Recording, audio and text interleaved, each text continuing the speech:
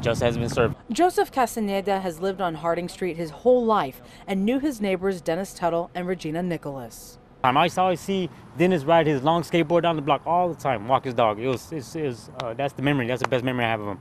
And Reggie, she was always, she was a good neighbor. Joseph says he welcomes Friday's news that 2 former HPD officers have been charged in connection to the botched raid which left his neighbors dead. Today we charged Gerald Goins with 2 counts of felony murder. Retired HPD narcotics officer Gerald Goins, who is 54, turned himself in and appeared before court on Friday.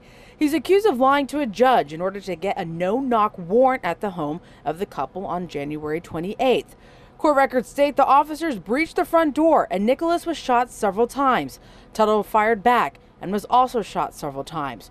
During the chaos, 4 officers, including Goins, were wounded by gunfire. The investigation supposedly started because police thought there was heroin inside the home, but court documents later revealed that Goins told investigators there was no confidential informant who purchased drugs and that he personally bought the drugs himself. We've also charged former HPD officer Stephen Bryant with 1 count of second-degree tampering with a government document.